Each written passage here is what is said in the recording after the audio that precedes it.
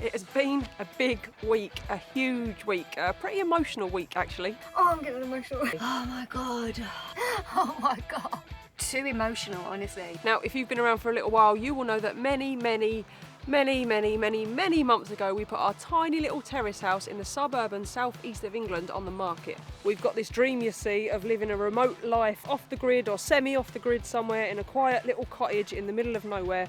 So we packed up all of our belongings, got rid of most of them, and we moved into that van over there. I don't know if you can see it, but it's a van that we built ourselves. And the first thing we did is we came here to the island of Ireland, and my God, have we fallen in love with the place already. That is something else. Stunning. Well, it's just bloody ridiculous, isn't it? It just looks amazing!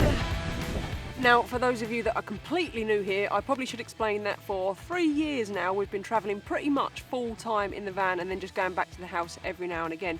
We have fallen in love with a lot of countries, but there is something about this place that has just really captured our hearts. Also, as we're from the UK and our common travel agreement with Ireland, it does make it very easy for us to move here, but I'll explain more on that later. For now, for those of you that have been around for a while, you're probably going to want to know what's going on with our very problematic house sale. Ah, yes, the house sale. What a journey that has been, let me tell ya. Now, I will try and keep this brief and not waffle on too much, but I can't guarantee it. Just as a recap for those that missed the last episode or haven't been around, we sold our house in April, beginning of April, so it's been a 7.5 month process now. We're now into November, and there's been problems from the get-go, hasn't there? Oh, continuous. Oh, I love house sales. So we was due to exchange and complete in August, and that's when we packed up and moved into the van. And then there was hold up after hold up. We did all the paperwork, or what we thought was all the paperwork, before we came to Ireland, signed everything we needed to sign. But then a new piece of paperwork came up, so we got that signed. It needed to be signed and witnessed, and the original copy, for those of you who said fax it through or scan a copy through, that wouldn't have done. They needed the original copy. So we got that done at a solicitor's here, and then posted it back to the UK. It's been sat in Heathrow Airport now for over 3 weeks, and it is still sat in Heathrow Airport. So last week we was due to exchange. When we left you, we had 2 days and we was due to complete, and we thought that Emily was going to have to fly that paperwork, was going to get it redone here in Ireland. Emily was going to fly it home, drop it off at the solicitors, and then fly back. But what happened was there was another hold up, right? So now we're like, well, there's no point flying home and doing all this if there's another hold up. So we thought, wait, maybe the Royal Mail will eventually post our letter, but they haven't.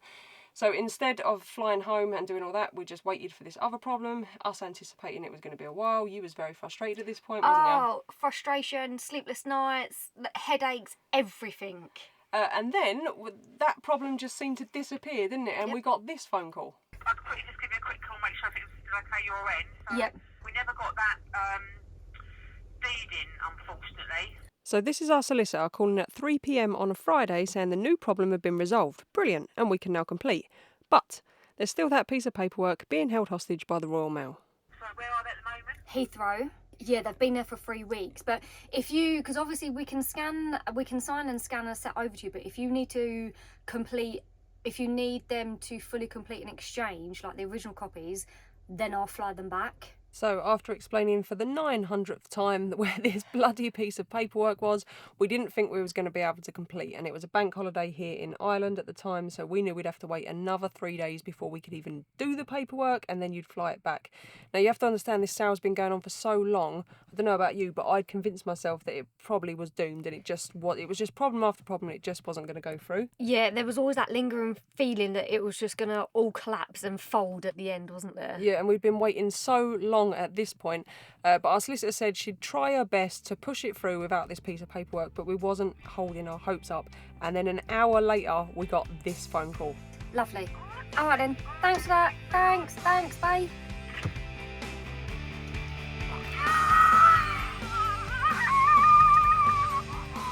And in case you haven't figured it out, this is our solicitor ringing to say we'd exchanged and completed and our house sale was done. I'm so excited. Excited? Yes. Oh my God. I could cry because I've not been sleeping, I've been stressed. I think I am going to cry because I just want to, oh my goodness, yes! I'm speechless. I'm getting emotional. So excited. Let the house hunt begin. Woo! Are you actually going to cry? Well, I feel it's a little bit emotional. That's just relief, I reckon. Oh, I reckon so, yeah. Relief, but also scared. For God's sake, now you're scared. It's too fucking late now. Because now we don't Have a home. Yep. We've got a home, we just don't have a brick house. We don't have a brick house, yes. Yeah. Oh my God. Too emotional, honestly. I'm just an emotional wreck. It's because I haven't slept properly. It's because I'm tired. Are you hungry as well? I'm tired. Actually, I've stress eaten. Oh, that's your excuse, is it? I've been stress eating, people. You should see how full the snack cupboard is. Actually, it's my fault. Oh, honestly. Oh, it doesn't actually, I can't actually close it. I'm very excited. It's been seems like a long year, turbulent year. And yeah, it's just finally like over. And then the exciting part of looking for houses. I'm excited for that. I have been searching and searching and searching. If I just keep pointing this camera at you, will you just keep going on? Yeah, because now I'm in nervous waffle mode. I'm just going to keep talking. You're a dick, Louise. It's probably going to come as no surprise to anyone that the property search started immediately. Emily had been compiling a list for a long time, so this is us on our way to property number 1. Continue for 4 kilometres. Now, because we are looking at remote houses in the middle of nowhere and the Irish way of life is pretty laid back, quite often the estate agents were recommending that we have a drive out to them and see the outside first. If we liked it, then they'd come out and show us around properly. As this series continues, it becomes clear that this way of doing things makes complete sense. Property number 1 was a 3-bedroom, 2-storey cottage on half an acre of land, had a couple of sheds out the back and was on the market for €165,000. What do you reckon?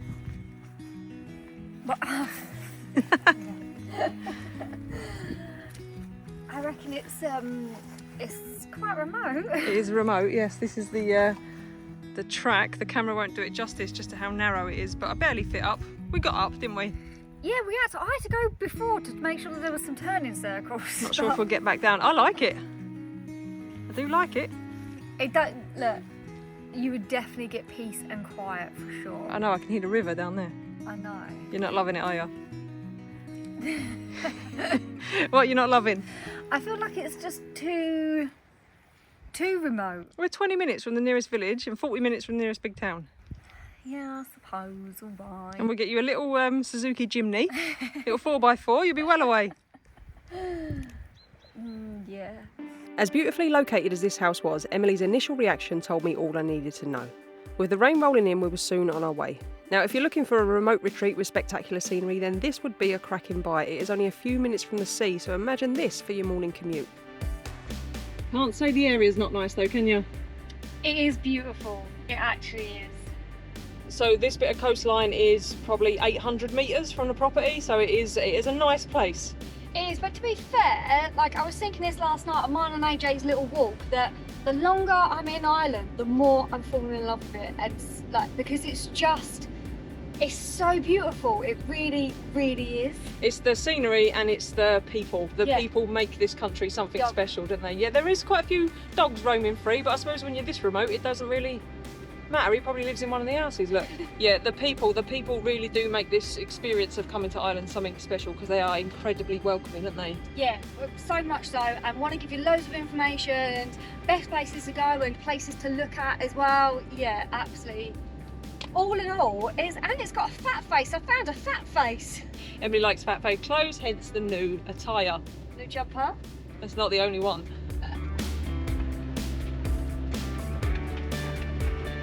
As we made our way to the next cottage, we stopped briefly to say hello to our potential new neighbours. We were a little bit worried that this track was a bit too tricky for Fanny the van, so with the voice of reason sat next to me, we pulled over and walked the last bit. Property number 2 was another 3-bedroom, 2-storey cottage. Again, this one sat on half an acre of land, and although it was still remote, I just had a much more settled feeling about it. On first impressions, I rather liked it. This one's nice. I'm telling you, this is the one. Come on, look at it. This is the one. This is the one that I've earmarked that I really, really want. We can't afford it, but it is perfect. It ticks, apart from, it doesn't have out, oh no, it's got this shed. It's got an outbuilding, this little shed thing.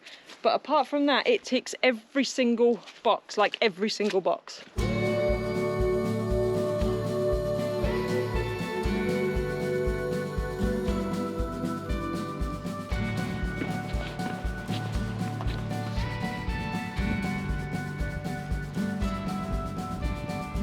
This would be your view from the back garden. This is your back garden. It's on 3 tiers. Is that a fire pit? Still in fire pit. Just imagine us sitting here. We'll do all this out. It'll be lovely. I'll put a pagoda there so we've got shelter from the rain. We'll have some outside heaters there and a pizza oven. And then you've got your fire there. You've got the mountains in the backdrop. You're 2 minutes from the sea, 20 minutes from a village. I don't want to burst your bubble. Don't burst my freaking bubble. But we're probably about 40k short. So We're a little bit short, but a little bit. a little bit short. I can rustle up 40k. Do not be surprised if you see Athletic Greens all of a sudden pop up on the channel. Better help. We'll have Athletic Greens, we'll have Better Help. We'll just do all the VPNs. She's lying, we won't. I think our subscribers understand if I was doing it for our dream home. Look, there's even a pad there. Be careful. There's a concrete pad in place for guests. Van guests. For fan guests. That's true, actually. Yes. That's what I mean. I'd make this a proper drive. We'd put a proper drive in there. We're on gas for heating. I think there's there must be electric because there's electric. Yeah. And I know it's got water, so we're sorted. And if not, there's a stream. Literally, just along the edge of the road there's a stream. You need to put a proper fence in for AJ. Yeah, I'll put a proper fence in for AJ, don't That's my biggest thing. Fence for AJ so he can go off the lead and be free roaming. free roaming. Summer would love it. Oh yeah. It's nice. We won't do there won't be a better one than this. You don't know I that. do know that. We haven't I do, and we know we love this area. The search has only just begun and we're gonna find even more nice ones. We won't. I've looked at every flipping house in Ireland. This is the night. This is perfect. Bubble pop. Let's go. Oh, do you not want it? Do you not like this one? I do like it. I do. You made all this big stink about wanting to look for houses. We find the perfect one, and your enthusiasm is like. It's because I'm realistic. Right. Let's just say we had enough money for this one. Yes. What would you be saying then? I'd be saying I want to see inside it. Yeah. So we'll book a view and see inside it. Let me worry about the money. And Athletic Greens, I'll hit you up. As much as I loved this cottage, Emily was right. It was a bit over what we wanted to spend if we was insisting on not pushing ourselves to our maximum. After all, a new AJ-proof fence around a whole acre of land was going to be expensive just to start with, and this would leave us no scope to renovate at all. Having yet to celebrate the financial freedom of our house sale, we headed back to a place called Sneem. Cheers!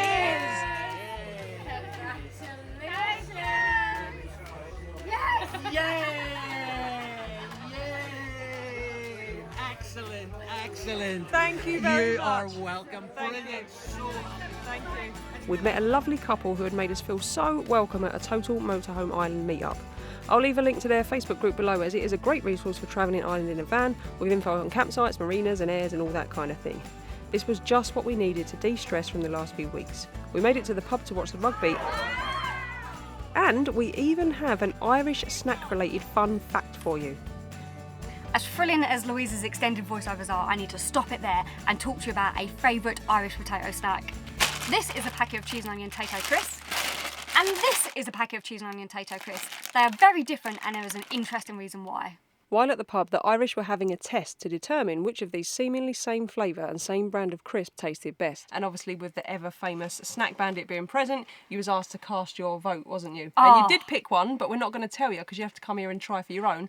But are you going to tell them why it's so interesting? Yes, so basically the Republic of Ireland own the name and the little mascot, and the Northern Ireland borrow the name and the mascot. You can only buy these in the Republic of Ireland, and you can only buy these in Northern Ireland and sometimes the UK. Yes, which is very, very strange because we've been told about, since we got here, well, you've been bombarded with messages from Irish folk about trying the Tato crisps, haven't you? Yes, definitely, and I have tried a few. She has tried a few, I can attest to that, and our bank balance can can attest to that. But yeah, when we got to the meetup, there was like, but these are only, so we just heard of Tato, and there was like, you can only get these in Northern Ireland, you can only get these in Republic of Ireland. It doesn't cross the border. Like, you can get one in one and one in the other, which is mental, right? It is, because, and it's just because they're two completely different companies, which it just sounds weird because they're obviously the same brand, but not. And you can confirm they taste different. They do definitely taste different, And one is better than the other, in your opinion. One is better than the other, in my opinion, yes. But again, you're going to have to try it yourselves.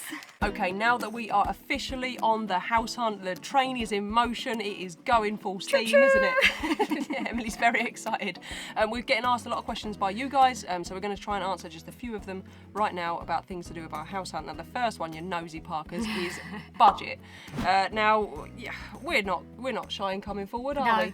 Our budget is probably what we'd like to spend no more than 160,000 euros, which is 140 something thousand pounds. Around 140. I'd say 140. Yeah, 140,000 pounds roughly, give or take a few grand here or there, because we want to be mortgage free or debt free, and also we don't want to push ourselves to the maximum limit.